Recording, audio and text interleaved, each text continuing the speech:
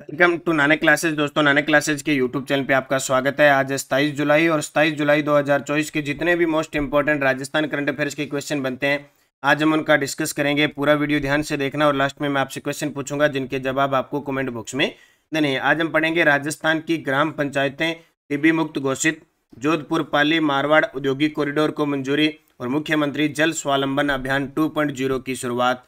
पूरी विस्तृत चर्चा इस वीडियो के माध्यम से करेंगे। डेली इस समय आपको ये क्लास मिलती है, संडे के दिन वीकली और फिर मंथली क्लास मिलती है। तो करें स्टार्ट आज की क्लास। सभी प्यारे साथियों को प्यार भरा नमस्कार, गुड मॉर्निंग। एक बार वीडियो को लाइक कर दो, शेयर कर दो। अगर आप चैनल पे नए हैं तो इसको सब्सक्राइब कर लो। तो करें स्टार्ट आज की क्लास। सबसे पहले कल के क्वेश्चनों के साथ।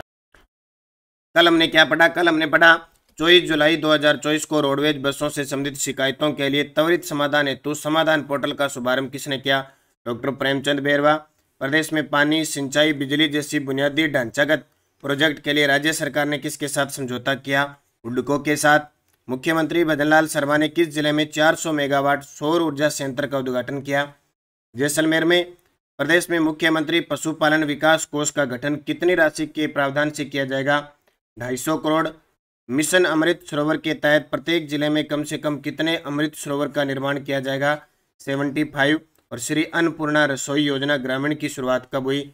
10 सितंबर 2023 को। इसकी क्विज आपको Nanak classes Shiv sir Telegram join कर लो, वहां डेली क्विज प्राप्त हो जाती है, प्लस इसकी पीडीएफ प्राप्त हो जाती है। तो वीडियो के डिस्क्रिप्शन में जाओ या Nanak classes Shiv sir 62,000 plus विद्यार्थी इसमें जुड़े हुए हैं, तो सारे विद्यार्थी इसको ज्वाइन कर लो। और इसका टेस्ट नानक क्लासेज एप्लीकेशन में चल रही राजस्थान करंट अफेयर्स जनवरी से दिसंबर 2024 में, जिसमें आपको डेली टेस्ट मिलता है जो ये मैं क्लास लेता हूँ, वीकली टेस्ट मिलता है और मंथली टेस्ट मिलता है। आपको डेली टेस्ट के अंदर पीडीएफ भी मिलती है 1 लाइनर, फिर आपको वीकली टेस्ट मिलता है उसकी पीडीएफ मिलती है ऑब्जेक्टिव, और फिर आपको मंथली टेस्ट मिलता है उसकी पीडीएफ मिलती है आपको बूस्टर डोज फैक्ट के साथ। आप प्रिंट निकाल के उसका पढ़ सकते हो। इसका चार्ज पूरे साल का 200 रुपये है। वर्तमान में इस सावन महीने में आपको 100 रुपये में ये प्राप्त हो रही है। तो आप 1 जनवरी से 31 दिसंबर का करंट पढ़ने के लिए नानक क्लासेज ऐप में जाके इस करंट अफेयर्स की वार्षिक अंक को जरूर ले। और एक आपके लिए खुशखबरी, पुस्तक आने जा रही है अगले 2-3 दिनों में। जिला दर्शन नवीन 50 जिलों पर आधारित नए और पुराने जिलों का विश्लेषण, जिसमें आपको ज्योग्राफी, पॉलिटिकल, हिस्ट्री, कल्चर सब आपको देखने को मिलेगी। बहुत ही शानदार नानक क्लासेज की 50 जिलों पर आधारित जिला दर्शन पुस्तक आ रही है। तो करें स्टार्ट आज की क्लास। आज का पहला प्रश्न, निःशुल्क दवा योजना के क्रियान्वयन में देश में किस राज्य ने प्रथम स्थान हासिल किया है? जी बिल्कुल, निःशुल्क दवा योजना। सरकारी हॉस्पिटल में निःशुल्क दवाएं दी जाती है, ये आपको पता है। तो निःशुल्क दवा योजना के क्रियान्वयन में देश में किस राज्य ने प्रथम स्थान हासिल किया है? तो ये किया है हमारे राजस्थान ने। हमारे राजस्थान के चिकित्सा व स्वास्थ्य मंत्री कौन है? गजेंद्र सिंह खींवसर। तो निःशुल्क दवा योजना के संचालन को लेकर भारत सरकार के स्वास्थ्य व परिवार कल्याण मंत्रालय द्वारा जारी रैंकिंग में राजस्थान प्रथम स्थान पे रहा है। जून 2024 में राजस्थान ने 76.78 अंकों के साथ प्रथम स्थान हासिल किया, जबकि दूसरे स्थान पर तेलंगाना रहा। प्रदेश में संचालित निःशुल्क दवा योजना में 1828 दवाइयां अनुमोदित है। ये याद रख लेना भाई, प्रदेश में संचालित निःशुल्क दवा योजना में 1828 दवाइयां हैं वो अनुमोदित है। इस निःशुल्क दवा योजना की शुरुआत राजस्थान में 2 अक्टूबर 2011 को हुई थी और उस समय राजस्थान के तत्कालीन मुख्यमंत्री अशोक गहलोत थे। ठीक है, मुख्यमंत्री अशोक गहलोत उस समय थे। अशोक गहलोत राजस्थान के 3 बार मुख्यमंत्री बने और इनके समय मुख्यमंत्री निःशुल्क जांच योजना, मुख्यमंत्री निःशुल्क दवा योजना, उससे पहले पिछले कार्यकाल में मुख्यमंत्री चिरंजीवी स्वास्थ्य बीमा योजना की शुरुआत हुई थी 1 मई 2021 को, जिसका स्वास्थ्य बीमा लास्ट बढ़कर 25 लाख हो गया था। एक मुख्यमंत्री चिरंजीवी दुर्घटना बीमा योजना शुरू हुई थी 1 मई 2023-22 के अंदर, उसमें बीमा राशि 5 लाख थी, बढ़कर 10 लाख हो गई है। और भी मुख्यमंत्री अशोक गहलोत के रहते हुए बहुत सारे काम किए गए, जैसे जयपुर के अंदर आईपीडी टावर बन रहा है जिसका नाम अब आयुष्मान टावर हो गया। ठीक है, तो हेलीपैड की व्यवस्था वगैरह वो 1200 प्लस बेड वहाँ पे उपलब्ध हैं। बहुत सारी चीज़ें पिछली सरकार के माध्यम से हुई थी। तो उस समय तत्कालीन मुख्यमंत्री कौन थे? अशोक गहलोत। 2 अक्टूबर 2011। और अब इन बहुत सारी चीज़ों के नाम परिवर्तन करके इन योजनाओं को लगातार लागू किया जा रहा है।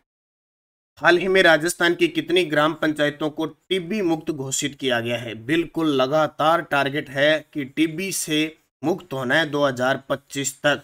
टीबी का नामो निशान मिटा देना है। जैसे पोलियो का नामो निशान मिटा दिया, वैसे ही 2025 तक इस टीबी का नामो निशान मिटाना है। और अब राजस्थान की कितनी ग्राम पंचायतें टीबी मुक्त हो चुकी है? 586। ये पिछले साल 29 ग्राम पंचायतें थी जो टीबी मुक्त हुई थी, अब 586 हो चुकी है। कारण क्या है कि भारत को टीबी मुक्त करना है, इसलिए राजस्थान के अंदर, भारत के अंदर ग्राम पंचायत स्तर पर ये अभियान चलाए जा रहे हैं। क्योंकि कारण क्या होता है, अगर ग्राम स्तर पर ग्रामीण लोग सचेत होंगे ना, तो अपने आप ये मुक्त होंगे। तो ग्राम पंचायत स्तर पर ये अभियान चलाए जा रहे हैं। तो टीबी मुक्त कितने हो गए? 586। अब देखो, राजस्थान की 586 ग्राम पंचायतें टीबी मुक्त घोषित की गई है।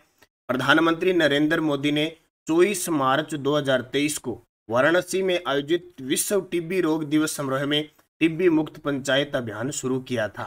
ठीक है, और फिर अपने राजस्थान के अंदर स्पेशल टीबी को लेकर हम टीबी पांव न पसारे हमारे गांव, ये अभियान चलाया। और मुख्य राजस्थान के अंदर निक्षय संबल पोर्टल का लॉन्च किया गया और लगातार इस पे काम किया गया, क्योंकि राज्य को वर्ष 2025 तक टीबी मुक्त प्रदेश बनाने का लक्ष्य है।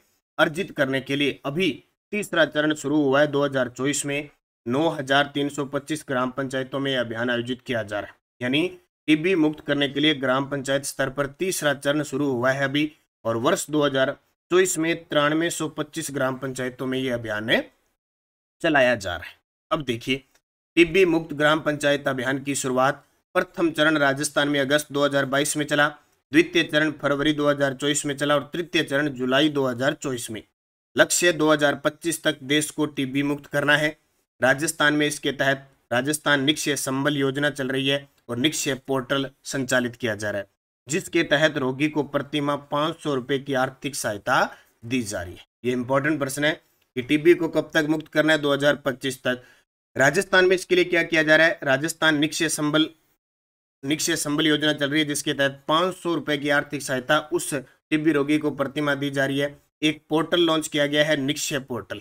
ठीक है, और तीसरा चरण अभी जुलाई 2024 में चला, जिसमें 9,325 ग्राम पंचायतों में ये तीसरा चरण संचालित किया जा रहा है। तो ये याद रखना, अभी राजस्थान की 586 ग्राम पंचायतों को टीबी मुक्त किया जा चुका है, घोषित किया जा चुका है। इससे पहले 29 को किया था, और राजस्थान के 4 जिलों को रजत और 4 जिलों को कांस्य पदक भी टीबी मुक्त क्षेत्र में लगातार काम करने पर पिछले साल केंद्र सरकार के द्वारा सम्मानित किया गया था।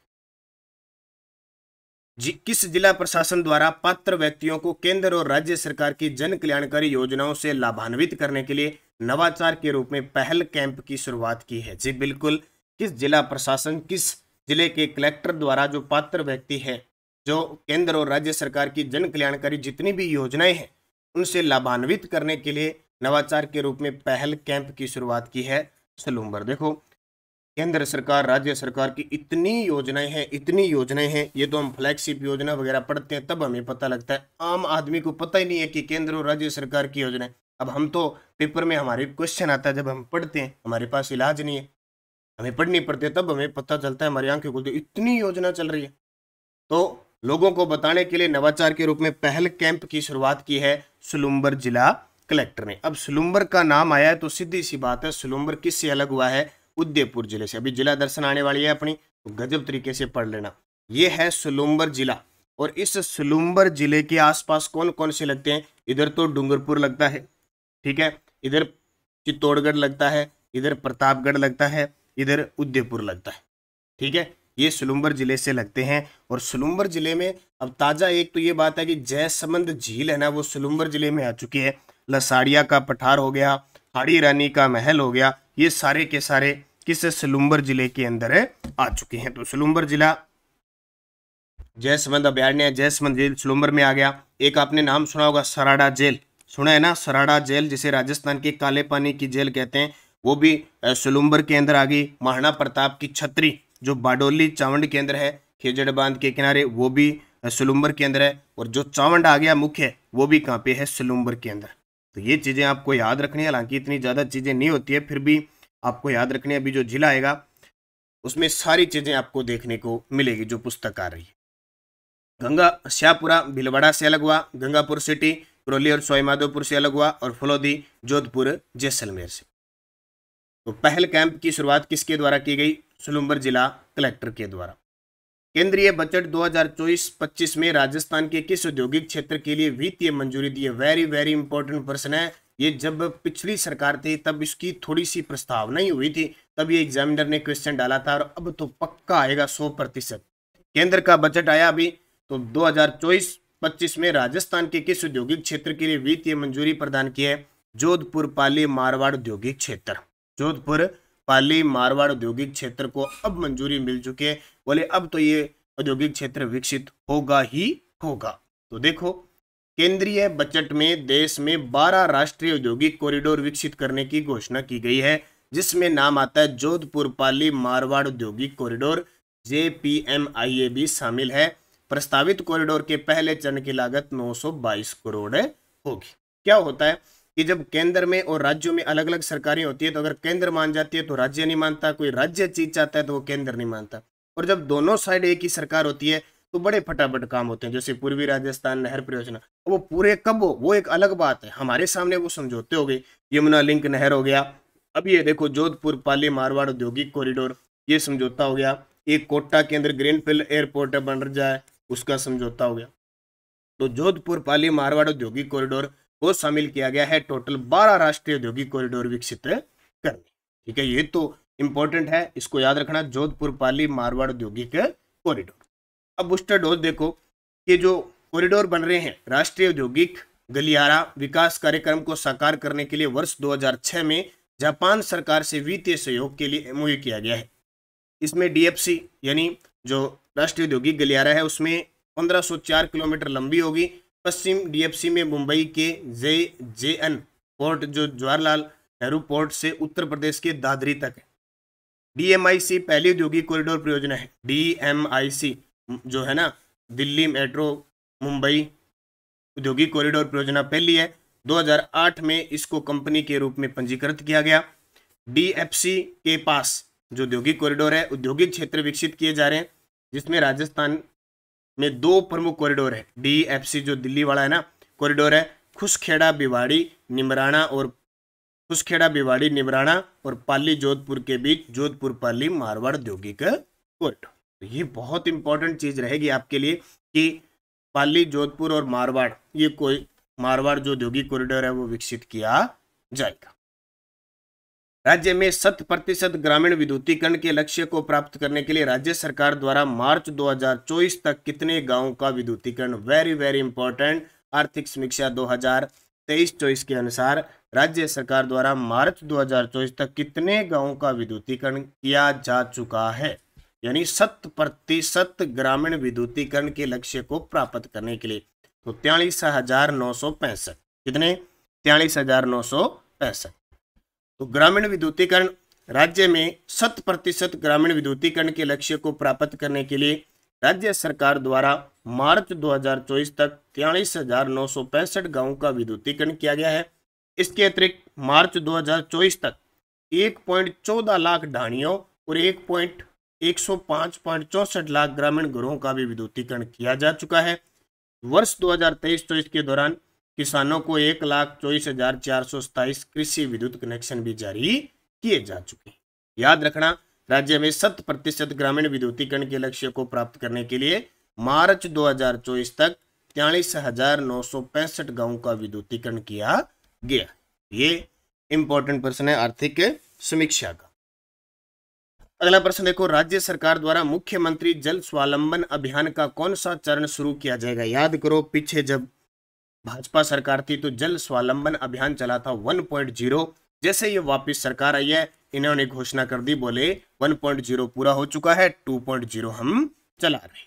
तो राज्य सरकार ने अभी बजट में घोषणा की है, मुख्यमंत्री जल स्वावलंबन अभियान 2.0 के अंतर्गत राज्य की 349 पंचायत समितियों में चरणबद्ध तरीके से 5,000 से 8,000 हेक्टेयर क्षेत्रफल का चयन करके 20,000 गांवों में जल संग्रहण और संरक्षण के कार्य करवाए जाएंगे। प्रथम चरण में राज्य के सभी जिलों की 349 पंचायत समितियों में चयनित 5,135 गांवों में 3500 करोड़ की लागत से लगभग 1.5 लाख कार्य कन्वर्जन के माध्यम से करवाए जाएंगे। इंपॉर्टेंट, एक तो सीधा सा प्रश्न आएगा कि अब मुख्यमंत्री जल स्वावलंबन अभियान है कौन सा, 2.0, कितनी पंचायत समितियों में चलेगा, 349 पंचायत समितियों के अंदर चलेगा। कितने गांव चयनित है, 5135 गांव में, और 20,000 गांव में जल संग्रहण और संरक्षण के कार्य करवाए जाए। यानी प्रथम चरण में, यानी टोटल 20,000 है, प्रथम चरण में कितने गांव लिए हैं, 5135, जिन पे लागत कितनी आएगी, 3500 करोड़। ऐसे 1.5 लाख कार्य हैं जिनका विकास करना है, चल रहे हैं, इधर उधर पड़े हैं, उनका कोई मतलब नहीं है, इनको विकसित करना है, निर्मित करना है, जीर्णोद्धार करना है। कौन सी योजना, मुख्यमंत्री जल स्वावलंबन अभियान 2.0। राजस्थान में भाजपा के नए प्रदेश अध्यक्ष कौन बनाए गए हैं, राजस्थान में भाजपा के नए प्रदेश अध्यक्ष कौन बनाए गए हैं, मदन राठौड़ जी, बिल्कुल। इतने दिन भाजपा के राजस्थान में प्रदेशाध्यक्ष कौन थे, सीपी जोशी थे। अब सीपी जोशी की जगह कौन बन गए, मदन राठौड़ बन गए, जो राज्यसभा सांसद है, 2 बार विधायक भी रह चुके हैं। इन्हें अब राजस्थान में भाजपा के नए प्रदेश अध्यक्ष बनाए गए। जैसे राजस्थान में कांग्रेस के प्रदेश अध्यक्ष गोविंद सिंह डोटासरा है। करोड़ीलाल जी मीणा, जिनके पास 3-4 कृषि मंत्री, पंचायती राज विभाग ये पद थे, इन्होंने इस्तीफा दे दिया। राजेंद्र राठौड़ जी फिलहाल अपनी स्थिति बनाए हुए हैं, और भजन लाल शर्मा, भरतपुर से इनका संबंध है, सांगानेर से विधायक और वर्तमान में राजस्थान के मुख्यमंत्री हैं। ये आपको याद रखना है। और राज्यसभा सांसद मदन राठौड़ राजस्थान में भाजपा के नए प्रदेश अध्यक्ष बनाए गए हैं। टेलीग्राम ज्वाइन कर लो सारे विद्यार्थी, ताकि क्विज पीडीएफ कोई भी सूचना है आपको प्राप्त होती रहे।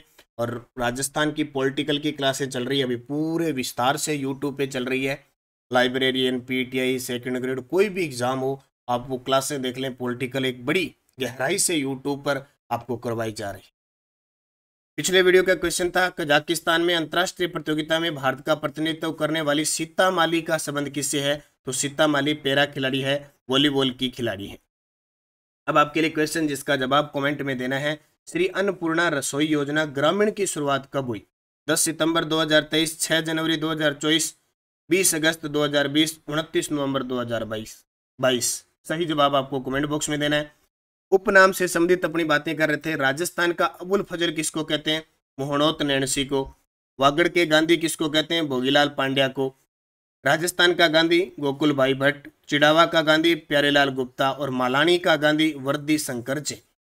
ठीक है, पांचों क्वेश्चन बहुत सारे विद्यार्थियों ने शानदार जवाब दिए, उनको हार्दिक शुभकामनाएं। अब ये सारे उपनाम याद रखते रहना।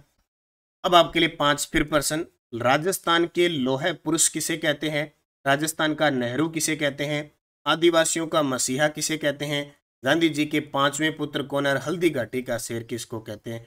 पांचों के जवाब मुझे कमेंट करके देना। ज़्यादा से ज़्यादा वीडियो को लाइक शेयर करना, निरंतर मेहनत करो, अच्छे तरीके से पढ़ो, निश्चित आपको सफलता मिलेगी। धन्यवाद। जय हिंद, जय भारत, जय राजस्थान।